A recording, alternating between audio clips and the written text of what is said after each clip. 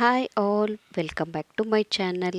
ಇವತ್ತಿನ ವಿಡಿಯೋದಲ್ಲಿ ರಾಮನವಮಿಗೆ ಮಾಡುವಂತಹ ಕೆಲವೊಂದಿಷ್ಟು ಪಾನಕಗಳನ್ನು ಅತೀ ಕಡಿಮೆ ಸಮಯದಲ್ಲಿ ಹಾಗೆಯೇ ರುಚಿಕರವಾಗಿ ಯಾವ ರೀತಿಯಾಗಿ ನಾವು ಪಾನಕಗಳನ್ನು ಮಾಡಬಹುದು ಅಂತ ನಾನು ಈ ವಿಡಿಯೋನಲ್ಲಿ ನಿಮಗೆ ಡೀಟೇಲಾಗಿ ತಿಳಿಸ್ಕೊಡ್ತಿದ್ದೀನಿ. ಹಾಗಿದ್ರೆ ಬನ್ನಿ, ಯಾವ ರೀತಿಯಾಗಿ ನಾವು ಪಾನಕಗಳನ್ನು ಮಾಡ್ಕೋಬಹುದು ಅಂತ ತೋರಿಸ್ಕೊಡ್ತೀನಿ. ಮೊದಲಿಗೆ ನಾನಿಲ್ಲಿ ಒಂದು ಪಾತ್ರೆನ ತಗೊಂಡಿದ್ದೀನಿ. ಅದಕ್ಕೆ ನಾನಿಲ್ಲಿ 4 ಗ್ಲಾಸ್ ಆಗೋವಷ್ಟು ನಾನು ನೀರನ್ನ ಸೇರಿಸ್ಕೊತಾ ಇದ್ದೀನಿ. ನಿಮ್ಗೆ ಅಳತೆ ಜಾಸ್ತಿ ಬೇಕಂದ್ರೂ ಕೂಡ ನೀವು ಅಳತೆಗೆ ತಕ್ಕಂತೆ ನೀರನ್ನ ಬಳಸ್ಕೊಬಹುದು. ನಾನಿಲ್ಲಿ 4 ಗ್ಲಾಸ್ ಅಳತೆಗೆ ನೀರನ್ನ ತಗೊಂಡಿದ್ದೀನಿ. ಹಾಗೆಯೇ 4 ಸ್ಪೂನ್ ಆಗುವಷ್ಟು ನಾನಿಲ್ಲಿ ಬೆಲ್ಲನೂ ಕೂಡ ಸೇರಿಸ್ಕೊತಾ ಇದ್ದೀನಿ.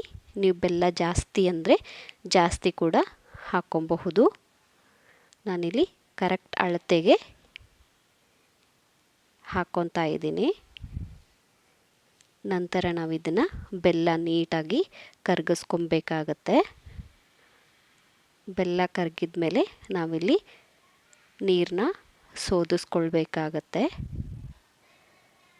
ಸೋದಿಸಿದ ನೀರನ್ನ ನಾವಿಲ್ಲಿ ಪಕ್ಕಕ್ಕಿಟ್ಟು ಇವಾಗ ಒಂದೊಂದಾಗಿ ನಾವು ಪಾನಕಗಳನ್ನು ಮಾಡ್ತಾ ಹೋಗೋಣ. ಮೊದಲಿಗೆ ನಾನಿಲ್ಲಿ ತುಳಸಿ ಪಾನಕನ ತೋರಿಸ್ಕೊಡ್ತಿದ್ದೀನಿ. ಹಾಗೆಯೇ ನಾನು ಇದಕ್ಕೆ 1 ಗ್ಲಾಸ್ ಆಗುವಷ್ಟು ಬೆಲ್ಲದ ನೀರನ್ನ ತಗೊಂಡಿದ್ದೀನಿ. ನಂತರ 4 ತುಳಸಿ ಎಲೆನ ತಗೊಂಡಿದ್ದೀನಿ. ಹಾಗೆಯೇ ಸ್ವಲ್ಪ ಜಿಂಜರ್ನು ಕೂಡ ಬಳಸ್ತಾ ಇದ್ದೀನಿ. ನಂತರ ನಾನಿಲ್ಲಿ ಸ್ವಲ್ಪ ಪೆಪ್ಪರ್ ಪೌಡ್ರು ಹಾಗೆಯೇ ಸಬ್ಜಾ ಸೀಡ್ಸ್ನು ಬಳಸಿ ಚೆನ್ನಾಗಿ ನಾವಿಲ್ಲಿ ಕಲಿಸ್ಕೊಂಡ್ರೆ ನಮಗಿಲ್ಲಿ ತುಳಸಿ ಪಾನಕ ನಮಗೆ ಕೆಲವೇ ಟೈಮಲ್ಲಿ ರೆಡಿ ಆಯಿತು. ಇವಾಗ ನಾವು ಇದನ್ನಿಲ್ಲಿ ಈಸಿಯಾಗಿ ಸರ್ವ್ ಕೂಡ ಮಾಡ್ಕೊಬಹುದು.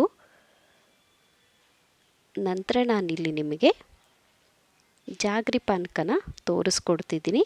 ನಾನು ಯಾವ ಕಪ್ ಅಳತೆಯಲ್ಲಿ ನೀರನ್ನ ತಗೊಂಡಿದ್ದೀನೋ ಅದರಲ್ಲೇ ನಾನು ಜಾಗ್ರಿ ವಾಟರ್ನ ಸೇರಿಸ್ಕೊತಾ ಇದ್ದೀನಿ. ಹಾಗೆಯೇ ಸ್ವಲ್ಪ ಏಲಕ್ಕಿ, ನಂತರ ನಾನಿಲ್ಲಿ ಸ್ವಲ್ಪ ಜಿಂಜರು, ನಂತರ ಪೆಪ್ಪರ್ ಪೌಡ್ರನ್ನ ಸೇರಿಸ್ಕೊತಾ ಇದ್ದೀನಿ. ಹಾಗೆಯೇ ನನಗೆ ಇಲ್ಲಿ ಲೆಮನ್ ಇಲ್ಲ, ಸೊ ನಾನು ಅದಕ್ಕೆ ಲೆಮನ್ ಶುಗರ್ನ ಬಳಸ್ತಾ ಇದ್ದೀನಿ. ಲಾಸ್ಟಲ್ಲಿ ನಾನು ಸಬ್ಜಾ ಸೀಡ್ಸ್ನ ಬಳಸಿ ಚೆನ್ನಾಗಿ ಮಿಕ್ಸ್ ಮಾಡಿಕೊಂಡ್ರೆ ನಿಮಗಿಲ್ಲಿ ಜಾಗ್ರಿ ಪಾನಕ ಕೂಡ ಕೆಲವು ನಿಮಿಷದಲ್ಲಿ ರೆಡಿ ಆಯಿತು. ಸೊ ಇವಾಗ ಇದನ್ನು ನೀವು ಇಲ್ಲಿ ಈಸಿಯಾಗಿ ಸರ್ವ್ ಕೂಡ ಮಾಡ್ಕೊಬಹುದು. ಮೂರನೇದಾಗಿ ನಾನಿಲ್ಲಿ ಕರ್ಬೂಜ ಪಾನಕನ ತೋರಿಸ್ಕೊಡ್ತಿದ್ದೀನಿ. ಸೇಮ್ ನಾವು ಮಾಡಿಟ್ಟಿರುವಂತಹ ಜಾಗ್ರಿ ವಾಟರ್ನ ಸೇರಿಸ್ಕೊಂಡೆ. ಹಾಗೆಯೇ ಕಟ್ ಮಾಡಿರುವಂಥ ಕರ್ಬೂಜಗಳನ್ನು ಹಾಕ್ಕೊತಾ ಇದ್ದೀನಿ. ನಂತರ ಲೆಮನ್ ಶುಗರ್ನ ಬಳಸ್ತಾ ಇದ್ದೀನಿ. ಸ್ವಲ್ಪ ಜಿಂಜರ್ ಕೂಡ ಸೇರಿಸ್ಕೊತಾ ಇದ್ದೀನಿ. ನಂತರ ಏಲಕ್ಕಿ ಪೌಡ್ರ್ ಹಾಗೆಯೇ ಪೆಪ್ಪರ್ ಪೌಡ್ರನ್ನು ಕೂಡ ಸೇರಿಸ್ಕೊತಾ ಇದ್ದೀನಿ.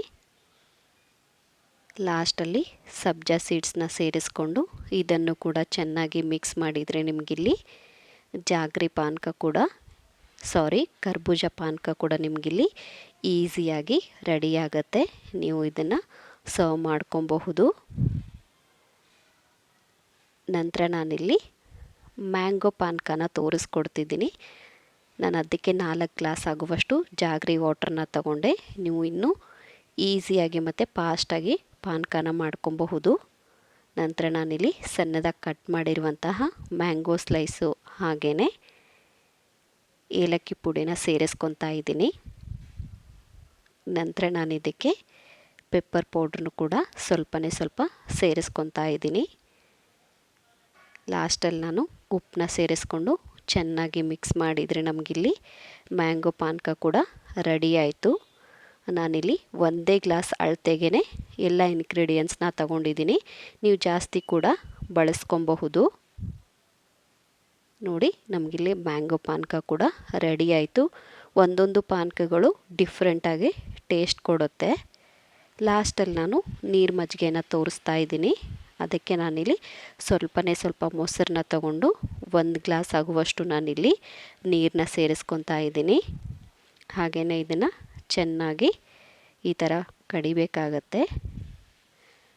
ನಂತರ ಸ್ವಲ್ಪ ಜಿಂಜರ್ನ ಸೇರಿಸ್ಕೊಂಡು ಸಣ್ಣದಾಗಿ ಕಟ್ ಮಾಡಿರುವಂತಹ ಕರಿಬೇವಿನ ಸೊಪ್ಪು, ಹಾಗೆಯೇ ಸಣ್ಣದಾಗಿ ಕಟ್ ಮಾಡಿರುವಂತಹ ಮೆಣಸಿನ್ಕಾಯಿ, ಮತ್ತು ನಾವಿಲ್ಲಿ